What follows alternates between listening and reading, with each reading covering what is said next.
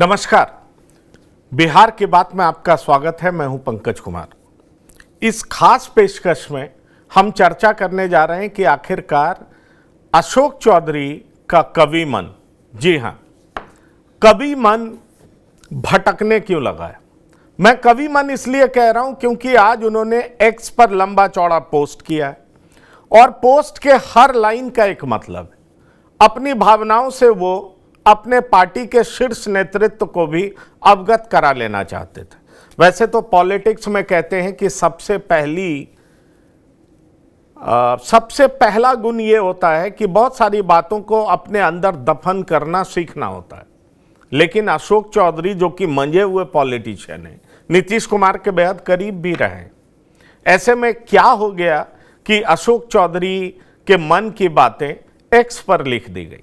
अब अशोक चौधरी कह रहे हैं कि वो नीतीश कुमार को मानस पिता मानते हैं, उनका नीतीश कुमार के खिलाफ लिखे हुए शब्दों का कोई मतलब नहीं था, वो गलत तरीके से लोग इसका मतलब और मायने निकाल रहे हैं। लेकिन बिहार की सियासत में भूचाल आ गया। सवाल ये उठता है कि अशोक चौधरी, जो कि कुछ दिन पहले तक नीतीश कुमार के क्लोज कोटरी के सदस्य माने जाते थे, आखिरकार ऐसा क्या हुआ कि अशोक चौधरी बेफर उठे और उन्होंने अपनी बातें एक्स पर लिख दी। और उस पर उन्होंने साफ तौर पर लिखा कि अगर लोग आपकी बात नहीं समझें, बूढ़े लोग आपको नज़रअंदाज करें, तो उनको कहना छोड़ देना चाहिए। दरअसल ये उम्र की बात उन्होंने किसके लिए की, सियासी तौर पर समझें तो उन्होंने सीधे तौर पर नीतीश कुमार पर हमला बोला है। और इस हमले के पीछे कहानी क्या है वो भी हम आपको बताएंगे। दरअसल जेडीयू के भीतर क्या राजनीति चल रही है वो भी हम आपको बताएंगे। कौन एक दूसरे के खिलाफ सियासत कर रहा है वो भी हम आपको बताएंगे, क्योंकि पिछले कुछ दिनों से ऐसी घटना घटी है जिसको लेकर के अशोक चौधरी निश्चित रूप से नाराज है। एक बात तो ये कि अभी हाल फिलहाल श्याम रजक पार्टी में आ गए। श्याम रजक भी दलित नेता माने जाते हैं। ऐसे में सवाल उठता है कि क्या श्याम रजक की पार्टी में आने से अशोक चौधरी इनसिक्योर्ड हुए हैं। दूसरा सवाल यह है कि उनकी बेटी एनडीए से चुनावी मैदान में उतरी थी, जगह समस्तीपुर था, और उनकी बेटी के खिलाफ जेडीयू के ही एक बड़े नेता महेश्वर हजारी के पुत्र सनी हजारी मैदान में थे। कहा यह जा रहा था कि महेश्वर हजारी के खिलाफ एक्शन होगा, लेकिन दिखने में यह आ रहा है कि अशोक चौधरी ही नीतीश कुमार की क्लोज कोटरी से दूर नजर आ रहे हैं, और दूर होने की ही वजह से उन्होंने एक्स पर कुछ लिख भी दिया है। अंदर खाने बहुत सारी बातें चल रही हैं और जेडीयू की पॉलिटिक्स किस ओर जा रही है इसको हम समझने का प्रयास करेंगे, क्योंकि कहीं ना कहीं लग रहा है कि अशोक चौधरी को सियासी रूप से घेर दिया है विजय चौधरी ने, महेश्वर हजारी ने, और आप कह लीजिए कि निश्चित तौर पर नीतीश कुमार कुछ ना कुछ नाराज हैं। आज 1.5 घंटे तक की मुलाकात हुई और उसके बाद अशोक चौधरी ने अपनी सारी बातें मीडिया के सामने रखी, लेकिन निश्चित तौर पर जेडीयू के भीतर गुटबाजी तेज है, काफ़ी तेज है, और इसका रिपरकशन क्या होगा, इसका इम्पैक्ट क्या होगा, अशोक चौधरी अलग थलग क्यों दिखाई पड़ रहे हैं, आखिरकार ऐसा क्यों नजर आ रहा है, इन तमाम चीज़ों के बारे में हम बात करेंगे। तो हमारे साथ कुछ मेहमान जुड़े हैं, उनसे हम आपका परिचय भी कराएंगे, लेकिन पहले हम आपको सुनाते हैं कि अशोक चौधरी ने क्या कुछ कहा है, नीरज कुमार ने क्या कुछ कहा है, दरअसल जेडीयू में चल क्या रहा है, पहले वो सुनाते हैं।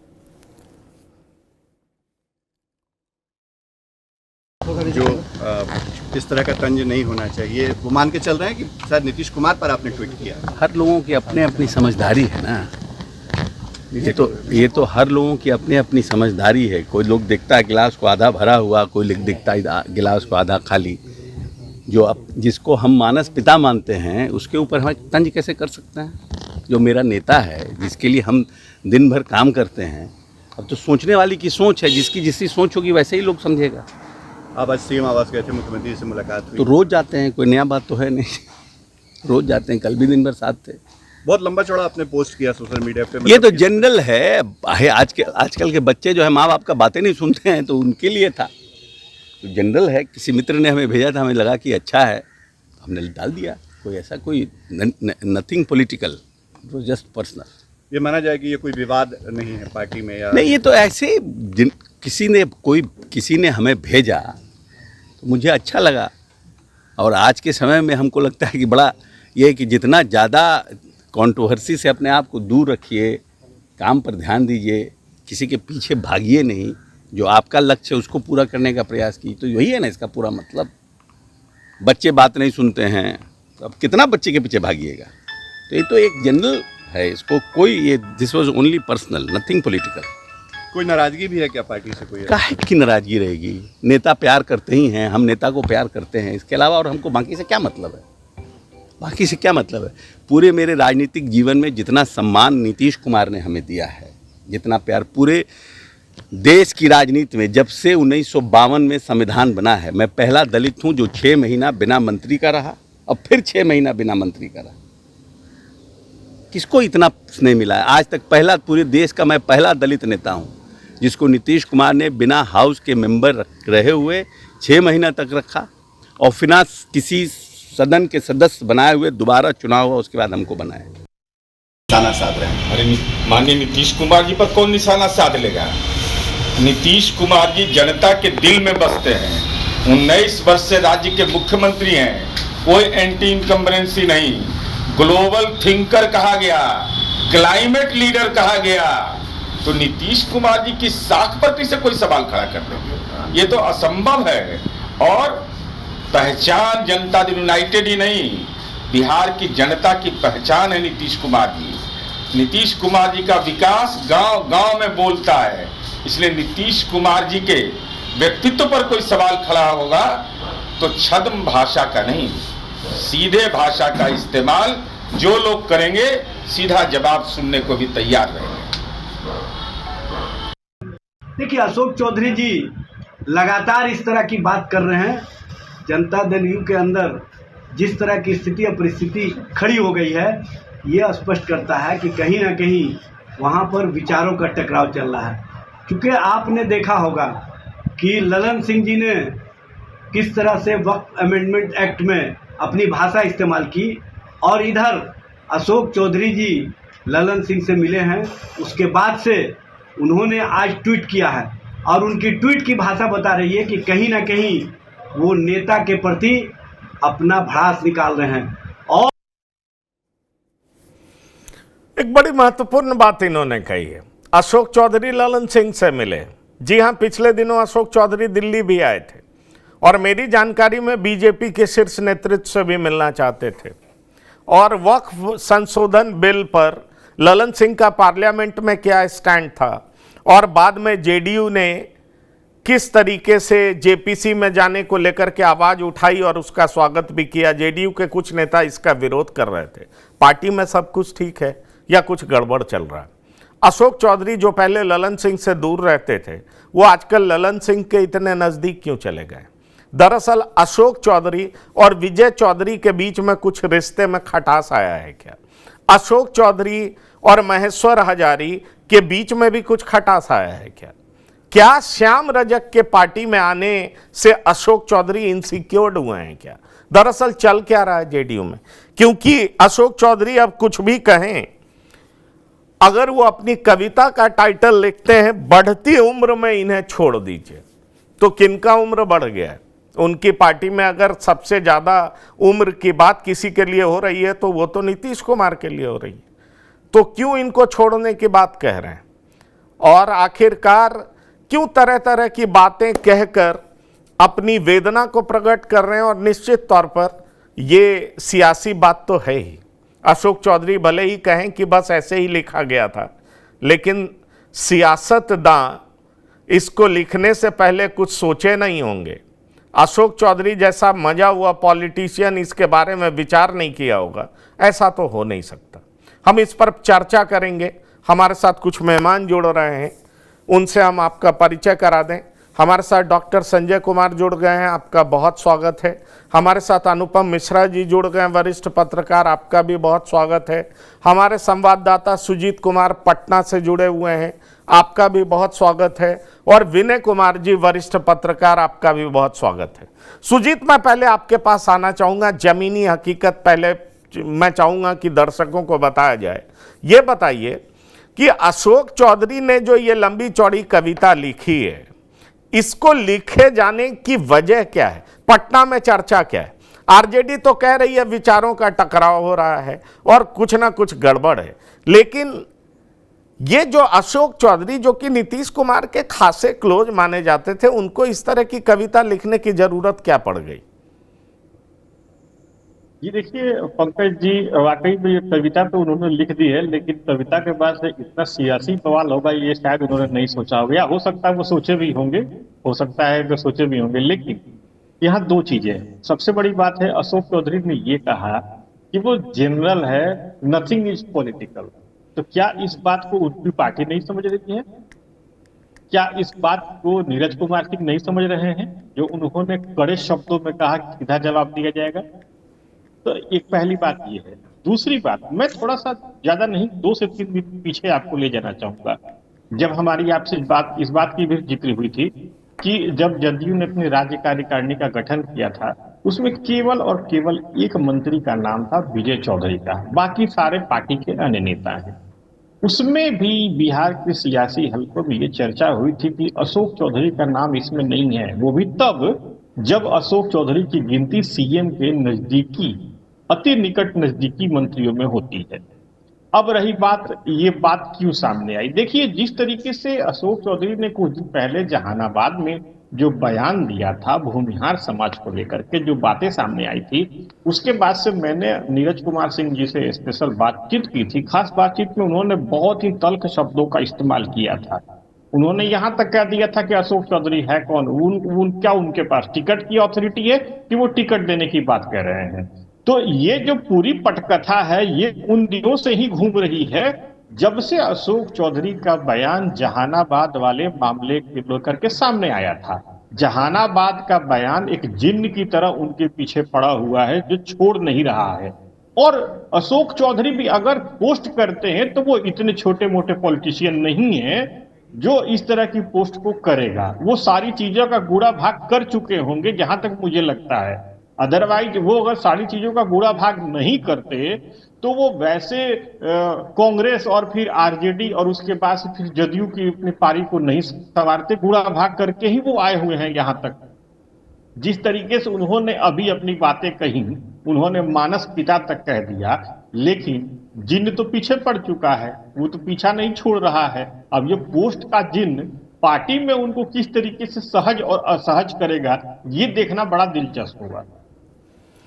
नहीं सुजीत, ये बात ठीक है, पार्टी असहज महसूस कर रही है, आरजेडी को जवाब देना पड़ रहा है, इस बात से कोई इनकार नहीं कर सकता, क्योंकि आरजेडी अब मजे ले रही है। लेकिन सवाल ये उठता है कि अशोक चौधरी की नाराजगी की वजह क्या हो सकती है? क्योंकि अशोक चौधरी नाराज इस बार मुख्यमंत्री से, क्या इसलिए नाराज हैं क्योंकि श्याम रजक पार्टी में आ गए, एक और दूसरा दलित नेता पार्टी में आ गया है, इस वजह से नाराज हैं, इनसिक्योर फील कर रहे हैं? क्योंकि मुझे और भी बहुत सारी कहानी पता है जो मैं दर्शकों के साथ साझा करूंगा। आखिरकार अशोक चौधरी का आउटबर्स्ट किस लिए हुआ है और आज क्यों हुआ, एक्स पर क्यों आना पड़ा? कोई इमीडिएट रीजन है या पिछले काफी टाइम से कुछ गड़बड़ चल रहा है? जी देखिए पंकज जी, इमीडिएट रीजन आज आया है, लेकिन इसका ताना बुना तो कुछ दिन पहले से ही चल रहा है। ताना बना एक दिन में नहीं बना है। जिस तरीके से श्याम रजक पार्टी में आए, पार्टी में आने के चंद दिनों के बाद ही उनको राष्ट्रीय महासचिव का पद दे दिया गया। श्याम रजक भी दलित वर्ग से आते हैं, अशोक चौधरी खुद दलित वर्ग से हैं। श्याम रजक के आने के बाद से उनकी जो उनको पद दिया गया, ये बहुत बड़ा पद है। इसमें बहुत कम लोग ही रहते हैं इस पद पे। जहां तक मुझे याद है, एक मनीष वर्मा राष्ट्रीय महासचिव, एक श्याम रजक को राष्ट्रीय महासचिव बनाया गया है। अब इसमें एक चीज और ये भी देखने वाली बात है कि दोनों के राजनीतिक कैरियर को देखा जाए तो श्याम रजक अशोक चौधरी से सीनियर हैं राजनीति के मामले में। वो कई बार वो भी रह चुके हैं, फुलवारी से कई बार वो मिले रह चुके हैं। श्याम रजक को आने के बाद से शायद ये एक अंदेशा अशोक चौधरी के मन में है कि दलित नेता के रूप में जिस तरीके से अब तक उनकी पहचान थी, वो शायद वो हट सकती है, वो दूर हो सकती है। वो इस चीज को भी शायद अपने हिसाब से ले रहे हैं कि जिस तरीके से राष्ट्रीय महासचिव उनको बनाया गया है, हो सकता है आगे आने वाले दिनों में उनको बड़ी जिम्मेदारी दी जाए। जब मैं कल श्याम रजक से बात कर रहा था, जब मैं उनसे 1-to-1 कर रहा था, तो उन्होंने इस चीज को स्पष्ट रूप से कहा कि इसके लिए तो नीतीश कुमार को मैं धन्यवाद देता हूं और जिस तरह की जिम्मेदारी वो देंगे वो मैं करूंगा। उन्होंने एक बात और विशेष रूप से कही थी कि दलितों को मैं पार्टी से जोड़ने के लिए तमाम प्रयास करूंगा। उन्होंने तो अपना इशारा स्पष्ट कर दिया। अब देखना ये है कि अशोक चौधरी जो है, ये एक दिन की बात नहीं है और वे कोई छोटे मोटे नेता इन लोग नहीं है जो एक ही बार में मन में आया और पोस्ट कर दिया, जिस तरीके से उन्होंने कहा। नहीं, ठीक है।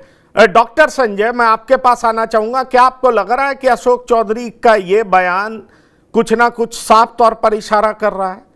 नीतीश कुमार से उनकी नाराजगी है, यह बात समझ में आ रही है, लेकिन क्या यह बात समझा जा सकता है कि जेडीयू में गुटबाजी बहुत तेज हो गया है?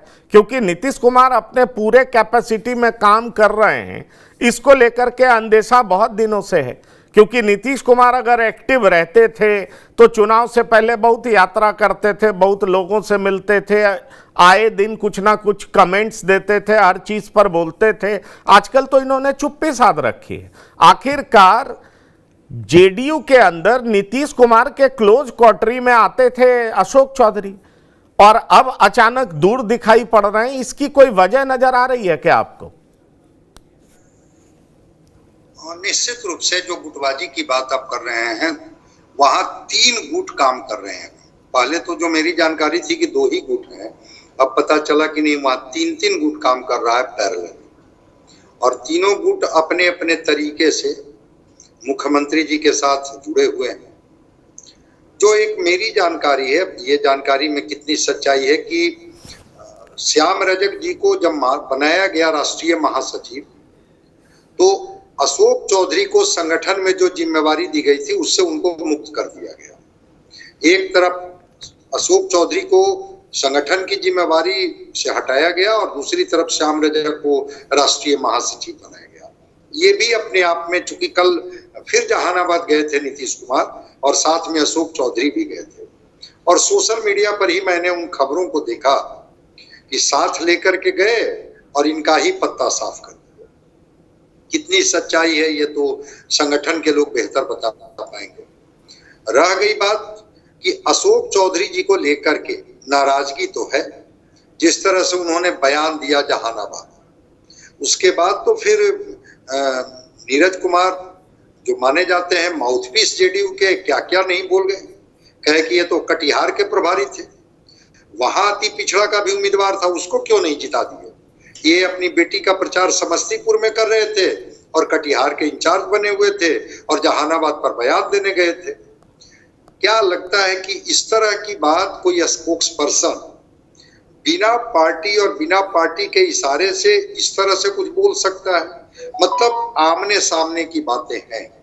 और आज भी जिस तरह से अशोक चौधरी जी ने पोस्ट किया, छोड़ देना चाहिए, छोड़ देना चाहिए, छोड़ देना चाहिए, ऐसा नहीं है कि उसके भाव लोग नहीं समझते। तो इसी के बाद तो उनको तलब किया गया सीएम हाउस में, 1.5 घंटे तक बात हुई और उस बातचीत के क्रम में उनकी नाराजगी को दूर करने की किस तरह से कोशिश की गई मुझे नहीं पता है, लेकिन जैसे ही वहां से निकले उन्होंने कहा कि नीतीश कुमार तो मेरे मानस पिता हैं, आज तक राजनीतिक जीवन में इतना तो मुझे कोई सम्मान ही नहीं दिया है। मैंने कविता एक दोस्त के आया था, उसको मैंने फॉरवर्ड किया या उसको मैंने अपने पोस्ट पर डाल दिया, जो आपके क्लिपिंग में भी चल रहा था। लेकिन सब कुछ सहज और सब कुछ सही नहीं है। जहां तक महेश्वर हजारी की बात है, इनको लग रहा था अशोक चौधरी जी को कि हम इतने करीबी हैं कि महेश्वर चौधरी जी पर कार्रवाई हो जाए। तो जो सूत्रों से ही जानकारी जो मिलते रहती है, महेश्वर हजारी को लेकर के जब कहा गया, नीतीश कुमार ने बड़े बेबाकी से कहा, ठीक है आप अपनी बेटी के लिए लगे हुए थे, कोई अपने बेटे के लिए लगा हुआ था, अब इसमें तो हम नहीं कह सकते हैं कि कोई कम क्यों लगा हुआ था, सब कोई अपने तरीके से लगा हुआ था। तो ऐसा नहीं है कि नीतीश कुमार जी चीजों को समझ नहीं रहे हैं या कर नहीं रहे हैं, लेकिन हाँ अशोक चौधरी पर इधर जिस तरह से पार्टी का ही एक धड़ा हमलावर है, और जो आपने विजय चौधरी जी की बात कही, विजय चौधरी जी के साथ बिल्कुल टक्कर आमने सामने की चल रही है, उस स्थिति में कुछ भी हो सकता है। तो ऐसी स्थिति में हम समझते हैं कि कार्रवाई हो सकती है या कार्रवाई नहीं हो सकती है, इसके पहले ही अशोक चौधरी जी इस तरह के चीजों को पोस्ट पर लिख करके छोड़ दीजिए छोड़ दीजिए छोड़ दीजिए की बात कर रहे हैं। छोड़ दीजिए। अब ये देखिए, मुझे जो कहानी पता है वो मैं आपको बताना चाहूंगा, दर्शकों के साथ शेयर करना चाहूंगा और आपसे भी बताना चाहूंगा। हमारे साथ अनुपम मिश्रा जी भी हैं, विनय कुमार जी भी। मुझे ये पता है कि दरअसल नीतीश कुमार अशोक चौधरी से भी नाराज थे और महेश्वर हजारी से भी नाराज थे, लेकिन अशोक चौधरी से ज्यादा नाराजगी की वजह यह थी क्योंकि अशोक चौधरी नीतीश कुमार के काफी करीबी माने जाते हैं। दरअसल अशोक चौधरी के सुपुत्री जो शांभवी चौधरी हैं, वो समस्तीपुर से चुनाव लड़ती हैं। समस्तीपुर इलाका विजय चौधरी का आता है, माना जाता है। अब सवाल यह उठता है कि शांभवी का वहां से चुनाव लड़ना कहीं ना कहीं विजय चौधरी को नागवार गुजरी है, इसलिए विजय चौधरी नाराज हैं। अब विजय चौधरी भी नीतीश कुमार के काफी नजदीक माने जाते हैं। अशोक चौधरी को यह लग रहा था कि शांभवी एनडीए की उम्मीदवार हैं, इसलिए नीतीश नाराज नहीं होंगे। पर नीतीश कुमार को नाराजगी यह थी कि मेरे ऊपर परिवारवाद का आरोप नहीं है, लेकिन मेरे दो मंत्री जो कि कैबिनेट में बड़े मंत्री हैं, उन दोनों के पुत्र और पुत्री चुनावी मैदान में एक दूसरे के आमने सामने। अशोक चौधरी को लग रहा था कि महेश्वर हजारी पे एक्शन करवाएंगे, जेडीयू से बाहर निकाला जाएगा, इस तरह की भी चर्चा थी। लेकिन विजय चौधरी ने बैक कर दिया महेश्वर हजारी को और महेश्वर हजारी का कुछ नहीं बिगड़ा। ऐसे में अशोक चौधरी नाराज हुए। अब कहा जा रहा है कि अभी जो फिलहाल नीतीश कुमार के इर्द गिर्द जो कोटरी बनी है, उसमें हुआ यह है कि अशोक चौधरी और ललन सिंह एक दूसरे के साथ आ गए, जो कि आपको याद होगा राष्ट्रीय अध्यक्ष का पद छोड़ने से पहले अशोक चौधरी और ललन सिंह के बीच किस तरह से दूरियां बढ़ी थी और दोनों अपने विधायक एमएलसी के सामने एक दूसरे से भिड़ भी गए थे। वाक युद्ध भी चला था कि आप जमुई नहीं जाएंगे, आप बरबीघा नहीं जाएंगे, इस तरह की भी घटना घटी। और दूसरी बात यह हो रही है कि देखिए, श्याम रजक को पार्टी में ले लिया जाना और साथ ही साथ वो दलित नेता, उनको जिम्मेदारी सौंप देना कहीं ना कहीं ये बताता है कि अशोक चौधरी का कद छोटा किया जा रहा है और इसलिए अशोक चौधरी परेशान है। अनुपम जी, आपको क्या लगता है?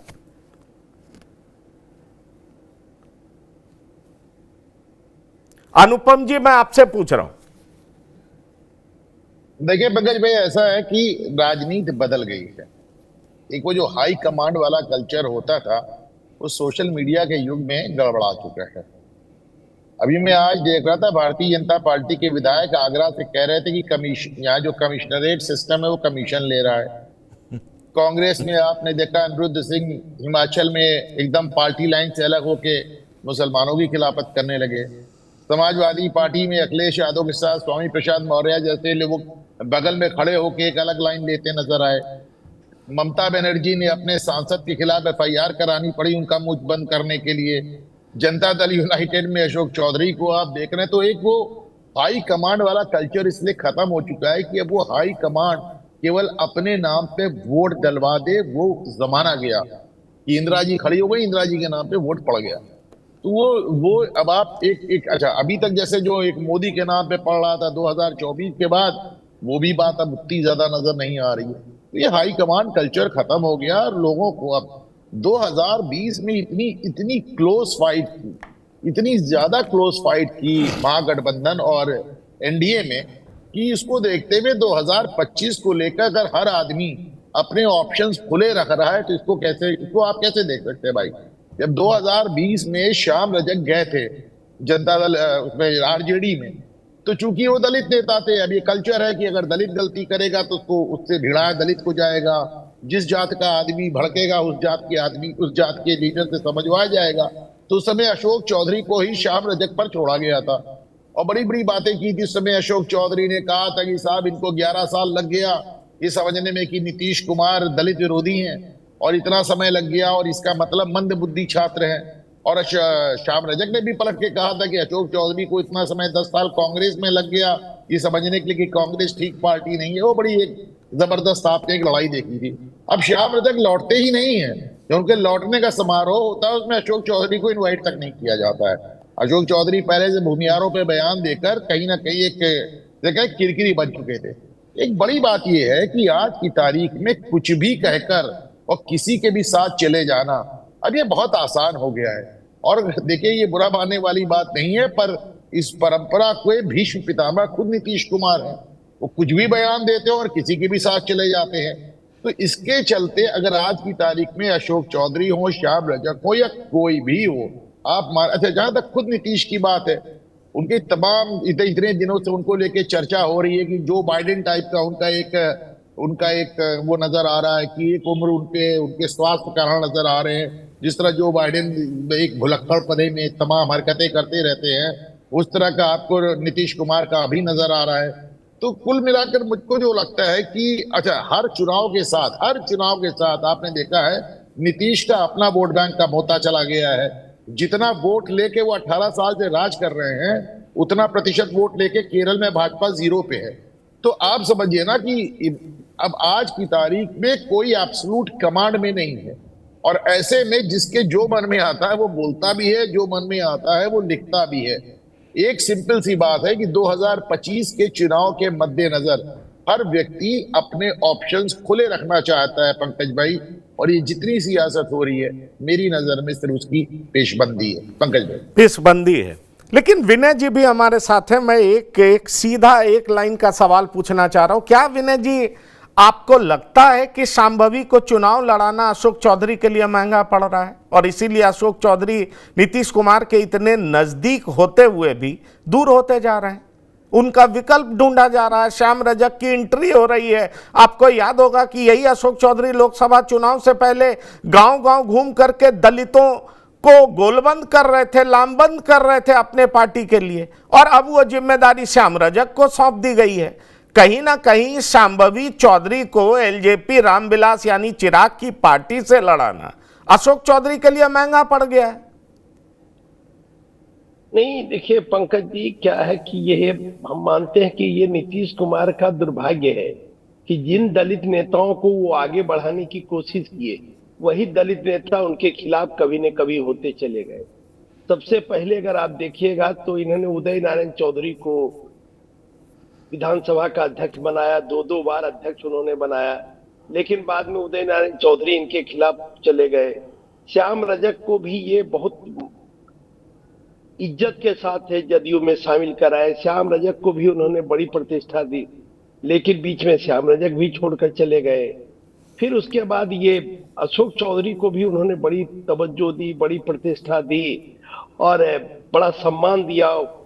आज भी अशोक चौधरी कहते हैं पिता तुल्य मानते हैं, लेकिन आज अशोक चौधरी भी अपने रंग में आ गए हैं, अपना रंग उन्होंने दिखा दिया। जिस तरह की उन्होंने टिप्पणी की या ट्वीट किया, हालांकि वो अब ट्वीट को डाइवर्ट करना चाहते हैं, चूंकि उनको लग रहा है कि इसका व्यापक असर हो रहा है, इसलिए बातों को घुमाना चाहते हैं। लेकिन कहीं न कहीं नीतीश कुमार ये अक्सर कहते भी हैं कि भाई हम जिन लोगों को बढ़ाते हैं वही लोग हमको हमारे खिलाफ बोलने लगते हैं। क्या करिएगा, मेरी किस्मत में ही ऐसा है। तो सही में मुझे भी लगता है कि कहीं न कहीं नीतीश कुमार की किस्मत में ऐसा है कि जिसको ये आगे बढ़ाते हैं, जिसको ताकत देते हैं, वो इनके लिए कभी न कभी भस्मासुर साबित हो जाता है। कई नेता और भी अन्य जातियों के नेता को अगर आप देखिएगा तो इनके लिए कभी न कभी वो भस्मासुर हुए हैं। उसी परिप्रेक्ष्य में हम अशोक चौधरी को भी देखते हैं। अशोक चौधरी मूल रूप से कांग्रेस में थे, 2000 में पहली बार विधायक बने, और उस समय क्या हुआ कि जब 7 दिन का नीतीश जी की सरकार चली गई तो कांग्रेस के सहयोग से आरजेडी की सरकार बनी। तो एक फॉर्मूला बना कि भाई कांग्रेस में टूट को बचाने के लिए तमाम सभी 23 विधायकों को मंत्री बना दिया जाए, और 2300 को 2300 मंत्री बना दिया गया। उसमें अशोक चौधरी मंत्री बन गए, फिर कांग्रेस के प्रदेश अध्यक्ष बन गए। लेकिन वहां कांग्रेस में भी अगर कहिए तो उनको सोनिया गांधी ने बड़ी इज्जत दी, बहुत तवज्जो दिया, और कभी तो ये बड़े विरोधी हुआ करते थे, रामविलास पासवान के, चिराग पासवान के। अशोक चौधरी जमुई से लोकसभा का भी चुनाव लड़े, उन्हें सफलता नहीं मिल पाई। लेकिन आप कह सकते हैं कि इस बार के चुनाव में वो शांभी के लिए टिकट लेने में कामयाब हो गए। अब किन परिस्थितियों में इनको टिकट चिराग पासवान ने दिया, मैं कह नहीं सकता। कभी इस मुद्दे पर हमारी बात नहीं हुई चिराग पासवान जी से। कभी बैठेंगे तो इत्मीनान से इस पर जरूर उनसे हम जानना चाहेंगे, भाई किन परिस्थितियों में आपने उनको दिया। शांभी एमपी भी बन गई, हालांकि शांभी के साथ एक अलग कॉम्बिनेशन है, उनके पति भूमिहार हैं, तो भूमिहारों का भी समर्थन और ताकत उनको मिलता है। और जिस क्षेत्र से अशोक चौधरी पहली बार विधायक बने थे, बरबीघा, वो इलाका कभी राजू बाबू के प्रभाव क्षेत्र का रहा। श्री बाबू जो पहले मुख्यमंत्री थे, उनके प्रभाव क्षेत्र का वो इलाका रहा। और 72 में वो बरबीघा से राजू बाबू विधायक हुआ करते थे। तो अशोक चौधरी के पिताजी महावीर चौधरी वहां से विधायक हुआ करते थे। उसी क्षेत्र से अशोक चौधरी, वहां भूमिहारों की बड़ी ताकत है और उनके सहयोग से कांग्रेस के पहली बार विधायक अशोक चौधरी। नहीं विनय जी, ये जो भी आप हिस्टोरिकल बैकग्राउंड बता रहे हैं वो उसमें बिल्कुल सच्चाई है। लेकिन एक चीज मैं यहां साफ साफ देख रहा हूं और अपने स्क्रीन पर दिखाना भी चाह रहा हूं कि श्याम रजक की एंट्री हो रही है, उनका वेलकम नीतीश कुमार कर रहे हैं। बगल में खड़े कौन है? विजय चौधरी खड़े हैं, संजय झा खड़े हैं, और मैं पहचान पा रहा हूं तो इसमें एक जो उनके राष्ट्रीय प्रवक्ता हैं राजीव रंजन जी, वो खड़े हैं। इसमें अशोक चौधरी नहीं दिखाई दे रहे हैं। और आप कहिए तो ललन सिंह अब केंद्र की राजनीति कर रहे हैं। मुझे एक चीज बड़ा साफ दिखाई पड़ रहा है डॉक्टर संजय, मैं आपके पास आना चाहूंगा। वो चीज ये दिखाई पड़ रहा है कि केंद्र की राजनीति में कहीं ना कहीं पार्टी के भीतर एक तरफ ललन सिंह है तो दूसरे तरफ संजय झा है। संजय झा को बीजेपी और जेडीयू के बीच में सेतु का काम करने के लिए बेहद उपयुक्त माना जा रहा था। लेकिन इन दिनों ललन सिंह ने जैसा स्टैंड अपना बदला है और जो मोदी और शाह के लिए जिस तरीके से वो बात कर रहे हैं, बीजेपी के पक्ष में जैसे खड़े हो रहे हैं, वो एक बात साफ इशारा कर रहा है कि वो काफी करीब जा चुके हैं। और जहां तक संजय झा को लग रहा था कि वो इंडिस्पेंसेबल हैं, ये काम वही कर सकते हैं और नहीं तो इनके अलावा आरसीपी कर सकते थे, आरसीपी को तो पार्टी से निकाल दिया गया। और आरसीपी संजय झा को केंद्र में आने भी इसीलिए नहीं दिए क्योंकि वो नहीं चाहते थे कि उनका कोई विकल्प दिल्ली में तैयार हो जाए। तो कहीं ना कहीं मुझे केंद्रीय स्तर पर दिख रहा है कि संजय झा, ललन सिंह, और राज्य स्तर पर दिख रहा है विजय चौधरी और अशोक चौधरी। तो अशोक चौधरी और ललन सिंह जो कभी दूर रहा करते थे, वो नजदीक आते हुए दिखाई पड़ रहे हैं। और आपको मैं बताऊं, पिछले दिनों वो दिल्ली आए थे, ललन सिंह से मिले, बीजेपी के शीर्ष नेतृत्व से भी मिलना चाहते थे, मुलाकात नहीं हो पाई थी। तो कहीं ना कहीं मुझे यह दिख रहा है कि पार्टी के अंदर एक गोलबंदी हो रही है, गुटबाजी हो रही है, जिसमें एक बार फिर से दोस्त दुश्मन हो रहे हैं और दुश्मन दोस्त हो रहे हैं। और इसलिए अशोक चौधरी अब ललन सिंह के साथ मिल गए और संजय झा विजय चौधरी के बीच खिचड़ी पक रही है। और कहीं ना कहीं यह पता चल रहा है कि विजय चौधरी अशोक चौधरी में कुछ भी सामान्य रिश्ते इसलिए नहीं है क्योंकि शांभवी को समस्तीपुर से लड़ाया जाना विजय चौधरी को नागवार गुजरा, क्योंकि समस्तीपुर विजय चौधरी का इलाका है। वहां सीओ हो, एसडीएम हो, डीएम हो, एसपी हो, कौन आएगा ये फैसला विजय चौधरी करते हैं। ऐसे में सवाल उठता है कि जो अशोक चौधरी ये मनसा पाले हुए थे कि लोकसभा चुनाव के बाद महेश्वर हजारी, जिनके पुत्र सनी हजारी समस्तीपुर से शांभवी चौधरी के खिलाफ कांग्रेस की टिकट पर चुनाव लड़े थे, उनके खिलाफ पार्टी द्वारा एक्शन कराया जाएगा, क्योंकि महेश्वर हजारी अपने पुत्र के पक्ष में चुनाव प्रचार कर रहे थे, पर्दे के पीछे सब कुछ मॉनिटर कर रहे थे। लेकिन महेश्वर हजारी का कुछ नहीं बिगड़ा, अशोक चौधरी उनका कुछ नहीं बिगाड़ पाए। और अशोक चौधरी का गुस्सा जब बढ़ने लगा तो यह देखा जाने लगा कि एक तरफ श्याम रजक को ले आए और उनको वेलकम करने के लिए कौन खड़े हैं? तो विजय चौधरी और संजय झा। आपको नहीं लग रहा है कि इस ओर कहीं ना कहीं जेडीयू की पॉलिटिक्स जा रही? बिल्कुल, आपने तो सारी चीजों को एक्सप्लेन ही कर दिया। कि सरकार और संगठन, अगर जेडीयू का ये दो पार्ट को देखा जाए तो सरकार में अशोक चौधरी की जिस तरह से पकड़ थी, पहले अधिकारियों को जिस तरह से ये मॉनिटर करते थे, डिक्टेट करते थे, आदेश देते थे, अब वो चीजें इनकी चल नहीं रही है। और संगठन में संजय झा बने हुए हैं, तब जाकर के वो ललन सिंह जिनके साथ जो झड़प हुई थी, वो झड़प मुख्यमंत्री निवास के बाहर ही तो हुई थी, और बरबीघा के जो जेडीयू के एमएलए हैं सुदर्शन, उन्हीं को लेकर के तो हुई थी, जिसमें अशोक चौधरी इंटरफेयर कर रहे थे। और इन्होंने साफ साफ कहा था कि आपके कहने से और आपके तय करने से हम बरबीघा नहीं जाएंगे, आप कौन होते हैं रोकने वाले और आप कौन होते हैं टोकने वाले। उस ललन सिंह के साथ अशोक चौधरी जाकर के फिर रिश्ते बनाने लगते हैं, नजदीकियां बढ़ाने लगते हैं, चूंकि विजय चौधरी और संजय झा इनसे दूरी बना देते हैं। अब वो दूरी किसके इशारे पर बनाते हैं, इस बात को समझने के लिए बहुत दिमाग लगाने की जरूरत नहीं। क्योंकि नीतीश कुमार जी इतने भी भोले, इतने भी ये नहीं है कि वो राजनीति के इस तिकड़म को वो नहीं समझते हैं, कब किसको किनारे लगाना है और कब किसको मेन स्ट्रीम में लाना है। इसके लिए तो राजनीति की समझ जिनको भी थोड़ी बहुत होगी, वो कहते हैं कि वो चाणक्य से सीखें, और वो चाणक्य तो वही है नीतीश कुमार। जौहर साहब को कब किनारे लगा देना है, शरद यादव को कब किनारे लगा देना है, आरसीपी सिंह को कब किनारे लगा देना है, और अनंत सिंह को कब किनारे लगा के गले लगा लेना है, बिना नीतीश कुमार के इशारे का जेडीयू में पत्ता तक नहीं हिलता। ये छटपटाहट उसी बात की कि अशोक चौधरी संगठन में भी कुछ नहीं कर पा रहे हैं, सरकार में भी कुछ नहीं चल रही है। और बिल्कुल जिस पर आप जोर दे रहे हैं महेश्वर हजारी, मैंने तो कहा ना कि ये तो वहां ये मान के चले थे कि महेश्वर हजारी की अब रुखसत हो जाएगी, उनको पार्टी से निकाल दिया जाए। तो साफ जवाब मिला कि भाई आपने अपनी बेटी को लड़ाया, बेटी के लिए आप प्रचार कर रहे थे, कोई बेटा के लिए प्रचार कर रहा था, आप दिन में घूम रहे थे, कोई रात में घूम रहा था, इसमें तो कोई किसी से तो पीछे था नहीं, इसलिए उनको निकालने जैसी तो कोई बात नहीं है।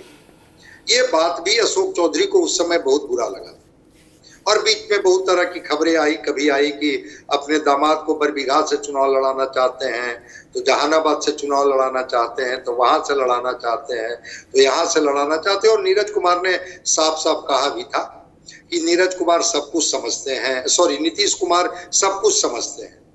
तो जितनी बातें वहां तक पहुंच चुकी है, जिस तरह से इन्होंने अपनी बेटी को टिकट दिलाया, वो चिराग पासवान की पार्टी में कहीं संभवी नहीं थी, न कोई संघर्ष की उपज थी, न चिराग पासवान के लिए कोई इतने बड़े ये मुद्दे थे। अशोक चौधरी की बेटी थी, यही एडजेक्टिव था उनके साथ। और उसके बाद कैसे टिकट मिला, जब बिहार के सब लोगों को पता है, तो क्या नीतीश कुमार जी और उनकी पार्टी को लोगों को नहीं पता होगा कि कैसे उनको टिकट मिला और कैसे वो चुनाव जीती? सबको पता होगा। तो अशोक चौधरी जी को संगठन और सरकार दोनों में बहुत कुछ जगह नहीं मिल पा रही है। और इस बीच में इनके जो कुछ बयान हैं, बयानों के बाद जिस तरह से इनके रुख हैं, जिस तरह से इन्होंने बताने की कोशिश की कि हम कितने नजदीक हैं मुख्यमंत्री से, तो ये जो आज की जो परिणति है वो एक बगावत का एक स्वर है।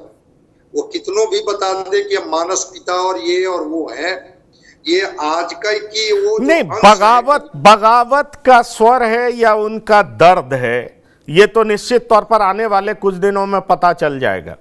पर एक बात तो बहुत साफ है, मैं चाहूंगा अनुपम जी आप आएं और आप बताएं, नीतीश कुमार इकलौते ऐसे रीजनल लीडर हैं जिन पर परिवारवाद का कोई आरोप नहीं है, पर उनके दो बड़े मंत्री अपने पुत्र और पुत्री को सीधा चुनावी मैदान में उतार दें और एक दूसरे के खिलाफ उतार दें। क्या आपको लगता है कि नीतीश कुमार को यह रास आया होगा? और निश्चित तौर पर यह एक बड़ी वजह होगी कि नीतीश कुमार को लग रहा होगा कि अशोक चौधरी मेरे किचन कैबिनेट के सदस्य हैं और वो अपनी बेटी के लिए इतना कुछ जुगाड़ कर रहे थे और हमें पता तक नहीं चला।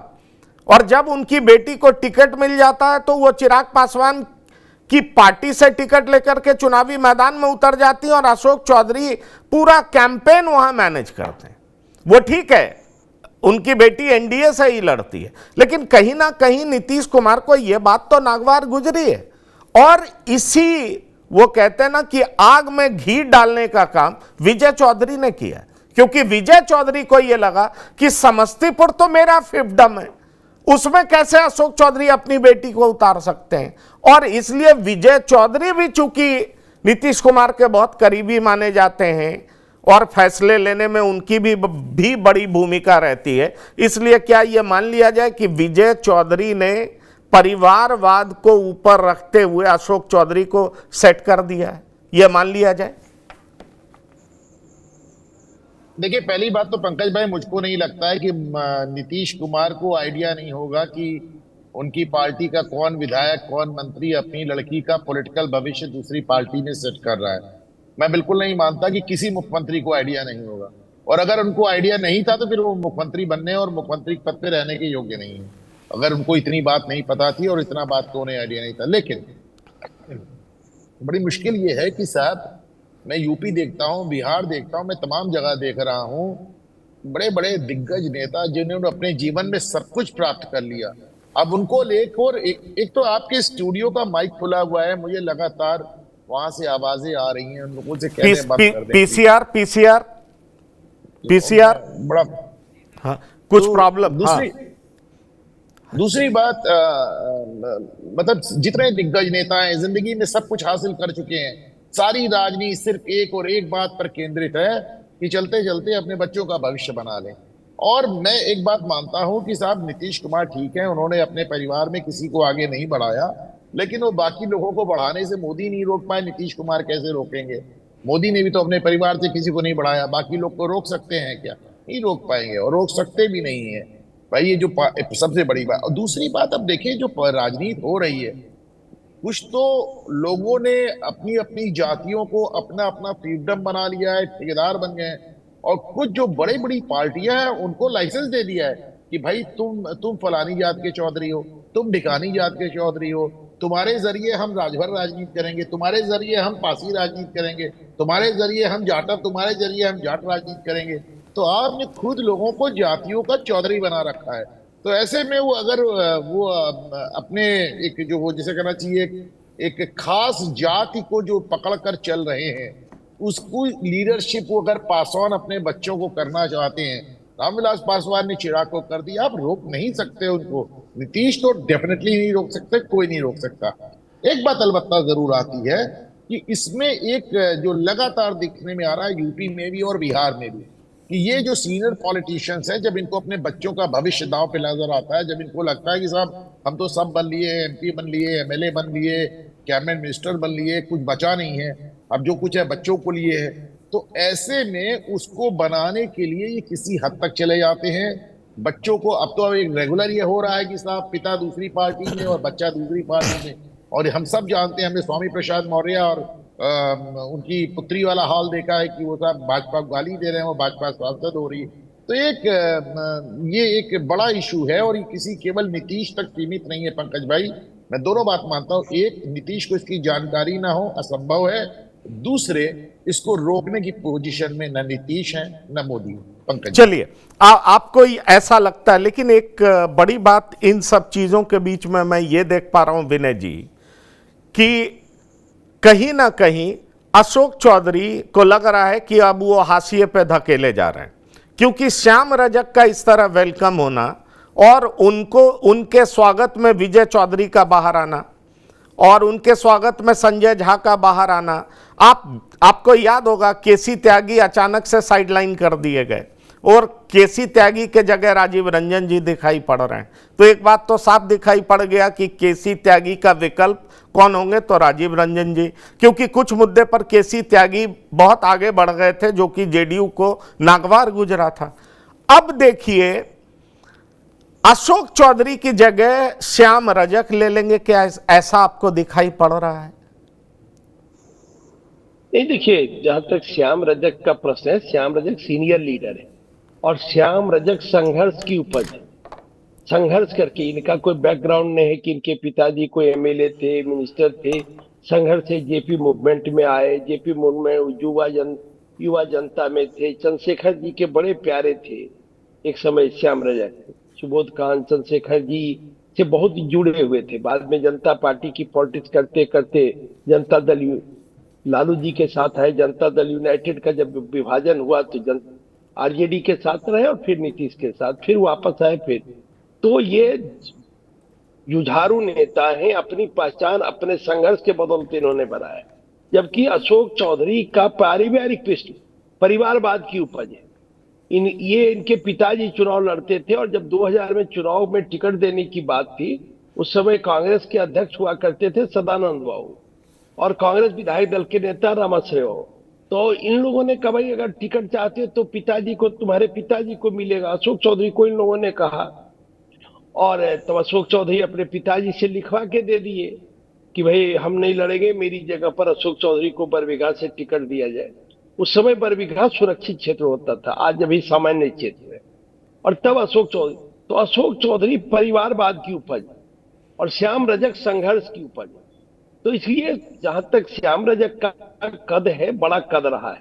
बिहार की राजनीति को जो लोग जानते हैं वो जानते हैं इस बात को। हाँ, परिस्थिति बस अशोक चौधरी को थोड़ा मिला, कांग्रेस के प्रदेश अध्यक्ष बने। किन लोगों ने बनाया, हालांकि जिन लोगों ने इनको बनाने में सहयोग किया उन लोगों के साथ ही इन्होंने फिर अच्छा बर्ताव नहीं किया।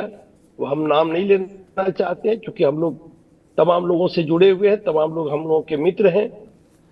बावजूद इसके अशोक चौधरी फिर नीतीश कुमार के निकट आ गए और नीतीश कुमार की भी एक खासियत है कि कभी कभी जिस पर विश्वास करते हैं काफी विश्वास करते हैं, जिनको छूट देते हैं काफी छूट देते हैं, और जो उनको जो पसंद आ जाता है, जो लोग पसंद आ जाते हैं उन पर बड़ा भरोसा करते हैं। तो उस भरोसे पर काफी लंबे समय तक चले। लेकिन नीतीश कुमार बेसिकली परिवारवाद की राजनीति के पक्षधर नहीं, परिस्थिति बस उनको स्वीकार करना पड़ता है। और जहां तक महेश्वर हजारी का सवाल है तो महेश्वर हजारी के पिताजी भी थे रामसेवक हजारी, वो भी सांसद हुआ करते थे और रामविलास जी के मामा भी लगते थे। मामा भगना का रिश्ता था रामविलास जी से, रामसेवक हजारी का। उसी गांव में रामविलास जी का मामूघर था, इसलिए मामा भगना का रिश्ता था। वैसी परिस्थिति में भी रामसेवक हजारी नीतीश कुमार के साथ रहते थे राजनीति में। नीतीश कुमार इन चीजों का बड़ा ख्याल रखते हैं कि अगर उनको गाढ़े वक्त में जिन लोगों ने सहयोग किया, समर्थन किया, उसको वो भूलते नहीं। और इसी कारण महेश्वर हजारी को जो लोग कह रहे थे कि महेश्वर हजारी पर कार्रवाई करेंगे, हम लोग जानते थे कि नीतीश कुमार कार्रवाई नहीं करेंगे क्योंकि महेश्वर हजारी को रामसेवक हजारी के कारण वो पसंद करते हैं। और आज वैसी स्थिति में महेश्वर हजारी की स्थिति फिर पार्टी में मजबूत। हाँ, बीच में नाराजगी थी, बीच में जो हम लोगों के पास सूचना थी वो तो साफ दिख रहा है विनय जी। लेकिन सुजीत, मैं ये पूछना चाहूंगा आपसे कि क्या इसकी भी चर्चा है कि जेडीयू के भीतर सिर्फ फुटअव्वल शुरू हो गया है? क्या आरजेडी में आप गए होंगे, आपने लोगों से बात की होगी, या जेडीयू के भीतर क्या चर्चा है अशोक चौधरी को लेकर के कि क्या अशोक चौधरी अब फिर से साइडलाइन हो गए हैं, अशोक चौधरी को का कद फिर से छोटा हो गया है जेडीयू में? इस तरह की चर्चा चल रही है क्या? देखिए पंकज जी, मैं दो चीजें और यहाँ पे जोड़ना चाहूंगा। मैं इस आपने जो सवाल किया मैं उसका भी जवाब दूंगा। मैं दो बातें और यहाँ पे बताना चाहूंगा। जब वो दो बातें, एक अशोक चौधरी से जुड़ी हुई है, दूसरी महेश्वर हजारी से जुड़ी हुई है। जब लोकसभा चुनाव में आपको भी याद होगा सीएम नीतीश कुमार ने भरे मंच से कहा था कि एनडीए उम्मीदवार के खिलाफ जिसने अपना उम्मीदवार उतारा है उनके ऊपर कार्रवाई की जाएगी। ये पब्लिक डोमेन में है। वो दिन और आज का दिन महेश्वर हजारी ने पब्लिक डोमेन में एक भी बाइट नहीं दिया है और ना ही उन्होंने सीएम नीतीश कुमार या जदयू में रहने के बाद भी पार्टी लाइन से अलग जाके कोई बात नहीं, जहां तक मुझे याद है, जितना मैं याद कर पा रहा हूं।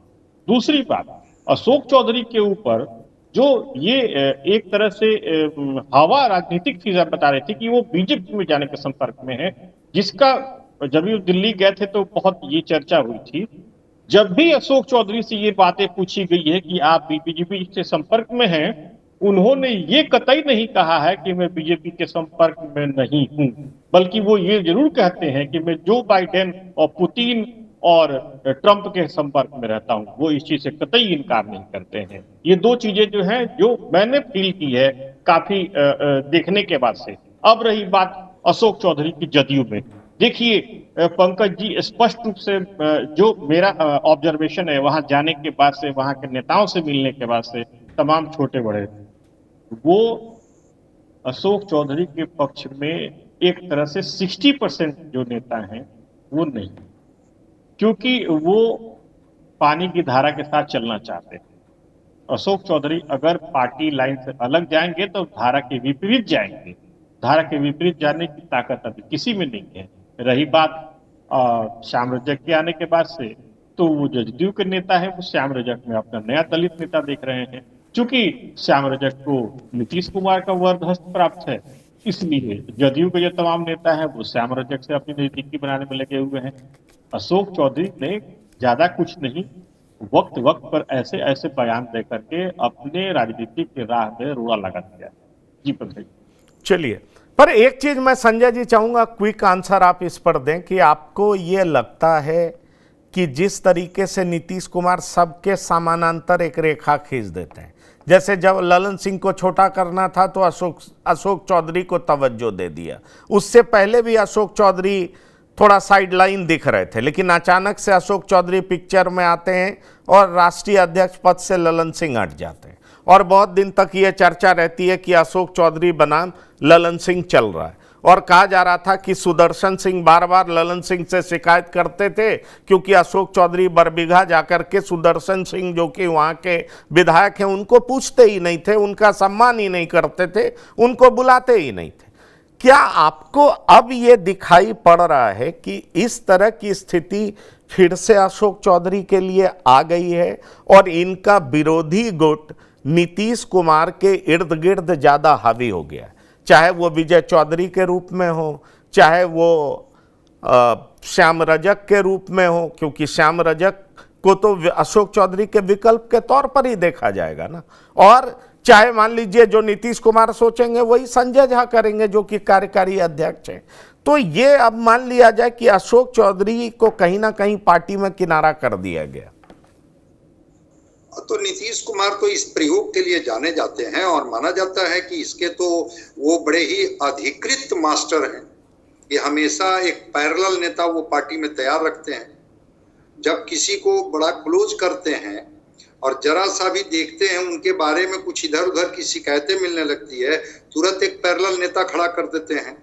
तो श्याम रजक जी के बारे में तो मैं कह ही रहा हूं कि श्याम रजक जी को शामिल किए हुए कितना दिन हुआ और उनको राष्ट्रीय महासचिव बना दिया गया। राष्ट्रीय महासचिव का पद कोई सामान्य पद नहीं होता है संगठन के हिसाब से। तो कद को किसी को छोटा करना है तो किसी को बड़ा बना दीजिए, और ये चर्चा है कि इनको संगठन में एक जिम्मेवारी थी उससे इनको मुक्त कर दिया गया। तो निश्चित रूप से जो अशोक चौधरी की शिकायतें मिल रही हैं, अशोक चौधरी के बारे में जिस तरह से जो कोटियर्स हैं, अब आरसीपी सिंह की भाषा में भूंजा पार्टी कहिए और इलिट की भाषा में कहिए कि जो उनके कोटियर्स हैं, उन्होंने जरूर अशोक चौधरी के बारे में पॉजिटिव तरीके से नीतीश कुमार जी को नहीं समझा रहे हैं। और यही तो कारण है कि अभी अशोक चौधरी सफाई भी नहीं दे रहे हैं कि नीरज कुमार जो उनके स्पोक्स पर्सन है उनका बयान आ जाता है, और बयान इस रूप में आ जाता है कि जैसे लग रहा है कि मानो अशोक चौधरी ने नीतीश कुमार को ही टारगेट किया हो। तो सब कुछ सहज नहीं है पार्टी में।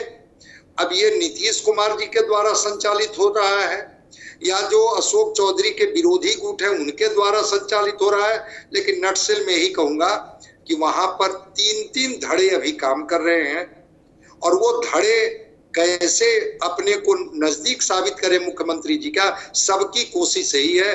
अशोक चौधरी उसमें कहां ठहरते हैं, थोड़ा इंतजार। वो 3 धड़ा कौन सा, जरा नाम भी बता दीजिए। एक धड़ा तो ललन सिंह है ही, ललन सिंह अशोक चौधरी है ही। एक धड़े में संजय झा, विजय चौधरी वगैरह हैं।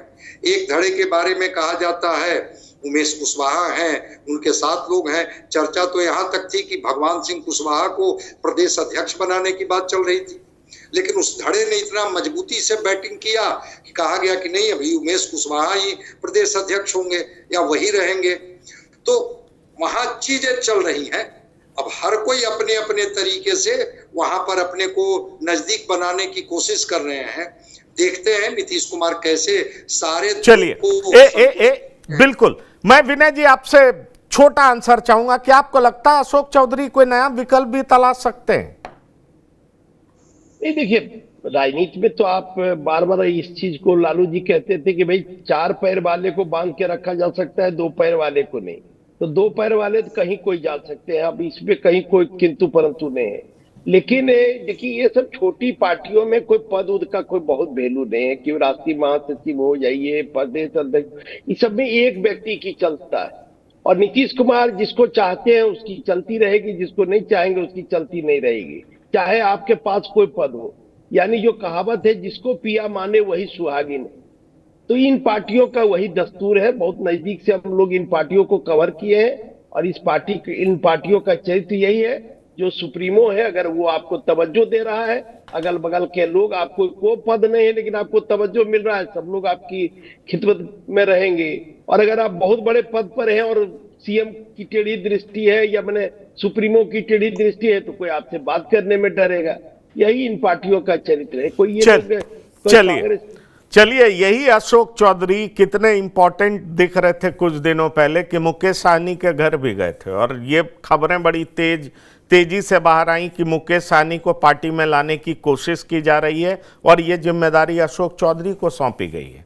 अशोक चौधरी नीतीश कुमार के बेहद करीब हैं, ये पूरे बिहार में मैसेज था। और फिर आज का दिन है कि ये सवाल उठ रहा है कि क्या अशोक चौधरी नीतीश कुमार के भुंजा पार्टी ग्रुप या क्लोज क्वार्टरी से फिर से बाहर कर दिए गए हैं और उनकी जगह श्याम रजक ने ले लिया है। और शायद यही वजह है कि अशोक चौधरी का दर्द बाहर आने लगा है। ऐसे कई सवाल हैं, मुझे लगता है आने वाले समय में इनके जवाब जरूर मिलेंगे। लेकिन नीतीश कुमार कौन सी नई सियासत कर लोगों के बीच उलझन पैदा करेंगे, लोगों को सोचने पर मजबूर कर देंगे कि ये नीतीश की कौन सी चाल है, इस बात को लेकर के भी कोई अचरज करेगा, हैरान होगा, मुझे नहीं लगता, क्योंकि नीतीश कुमार अक्सर ऐसी राजनीति के लिए जाने जाते हैं। बिहार की बात में इतना ही। सुजीत आपका, डॉक्टर संजय कुमार आपका, विनय कुमार जी आपका, अनुपम मिश्रा जी आपका इस प्रोग्राम में शिरकत करने के लिए बहुत बहुत धन्यवाद और शुक्रिया।